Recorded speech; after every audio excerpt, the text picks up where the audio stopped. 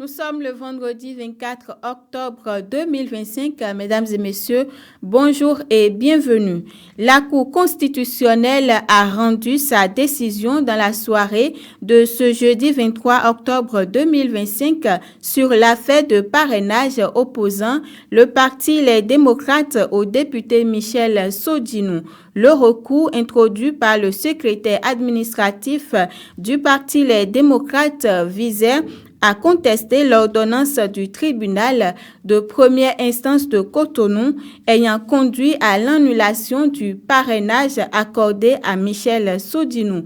Le requérant a estimé que le juge des référés avait outrepassé ses pouvoirs dans une affaire relevant selon lui, du contentieux électoral. Dans sa délibération, la Cour a déclaré de joindre les 5 recours déposés sur le même sujet avant de se déclarer incompétente en l'état sans se prononcer sur le fond. Cette décision met fin à l'espoir du Parti Les Démocrates de voir invalider l'ordonnance du tribunal prononçant l'annulation du parrainage du député Michel Sodinou. La Commission électorale nationale autonome Sénat a lancé ce jeudi 23 octobre l'enregistrement des candidatures pour les élections communales du 11 janvier 2026. Le président de la Sénat, Saka Lafia, a précisé que le dépôt des dossiers se fera du 24 au 28 octobre 2025 à minuit au siège de l'institution à Cotonou. Chaque parti devra présenter des listes complètes couvrant les 546 arrondissements, soit 3630 candidats titulaires et suppléants. Tout dossier incomplet sera rejeté, a-t-il averti. En effet, une plateforme numérique a été mise en place pour faciliter la compilation des listes. Saka Lafia appelle les formations politiques à la rigueur et à la responsabilité pour garantir la crédibilité du scrutin. Une autre information dans cette édition, une délégation conduite par le président de la Haute Autorité de l'Audiovisuel et de la Communication HAC est en mission d'observation en Côte d'Ivoire et ce sur invitation du président de la Haute Autorité de la Communication Audiovisuelle HACA dans le cadre des élections présidentielles du 25 octobre 2025 en Côte d'Ivoire. La délégation béninoise a été témoin d'une séance de visionnage et d'évaluation des prêts à diffuser PAD des candidats à la présidentielle, et ceci selon 5 critères relatifs aux obligations de communication, à la langue officielle, aux intervenants, à l'usage des archives et au respect des interdictions.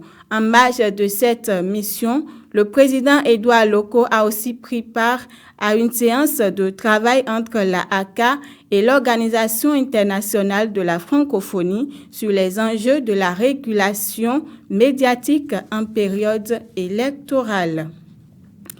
Le 10e forum de la Communauté économique des États de l'Afrique de l'Ouest, CEDEAO, sur la régulation de l'électricité se déroule depuis ce jeudi 23 octobre à Cotonou. Il est organisé par l'Autorité de régulation régionale de l'électricité AR. Cet événement réunit les acteurs institutionnels, techniques et financiers du secteur. Le thème de ce forum, coopération énergétique en Afrique de l'Ouest, dynamique actuelle et perspective de renforcement de l'intégration. Il faut dire que la cérémonie a été présidée par Edouard Dahomey, président de l'AR, représentant le ministre de l'Énergie, de l'Eau et des Mines. Était aussi présent à la cérémonie d'ouverture Laurent Tossou, président de l'AREC, et Amadou Diong, représentant résident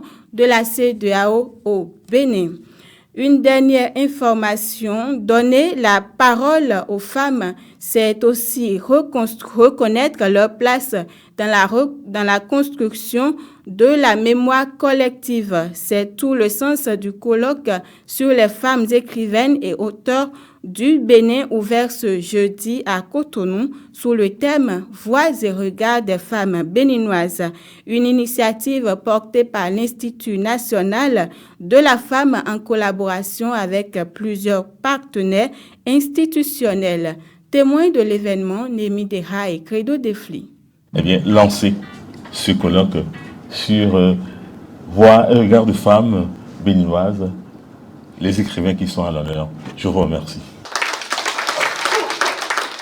Voilà qui vient lancer officiellement le temps du colloque sur les femmes écrivaines et auteurs du Bénin. Pendant 2 jours, chercheuses, autrices, éditrices et passionnées de littérature échangent à Cotonou sur la place de la femme dans l'écriture béninoise.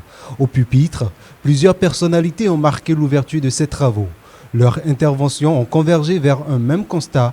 La femme béninoise écrit, pense, dénonce, mais reste encore insuffisamment reconnue dans le paysage littéraire national. Le thème de ce colloque, Voix et regards des femmes béninoises, est d'une importance capitale pour notre institut. Il nous rappelle le rôle essentiel que les femmes ont toujours joué et continuent d'ailleurs de jouer dans la narration, la transmission du savoir et la construction de notre identité. Ce colloque scientifique vise à valoriser leurs œuvres, analyser leur parcours et renforcer le rôle de l'écriture féminine. Que ce colloque contribue à une meilleure reconnaissance des auteurs d'hier et à l'émergence des talents d'aujourd'hui et de demain. La présidente de l'Institut national de la femme, dans son allocution, a rappelé la place de la femme dans la transmission du patrimoine littéraire au Bénin. La plume des femmes béninoises est diverse. Elle raconte, elle questionne, elle dénonce, elle rêve. Mais toujours, elle inscrit la voix féminine dans l'espace public. Mon objectif est de nous inviter à interroger le double combat que mènent les écrivaines, les auteurs, à savoir d'une part, utiliser l'écriture comme un outil d'émancipation et d'autre part, lutter contre leur invisibilité dans l'espace littéraire national. Je conclurai sur une note de plaidoyer qui nous invite, dans nos fonctions et compétences différentes, à poursuivre collectivement cette initiative qui relie la puissance et l'engagement de la parole et de la plume féminine aux actes de protection juridique, d'autonomisation psychologique et économique et d'exercice du leadership féminin. Au-delà des débats, ce colloque se veut un espace d'expression et de reconnaissance, un lieu où la femme béninoise affirme sa voix, célèbre son identité et revendique sa place dans le patrimoine littéraire national. Mesdames et messieurs, ce sera tout pour cette tranche informative que nous vous remercions d'avoir suivi. Suivez-nous également sur TikTok, Facebook, Instagram, YouTube et X.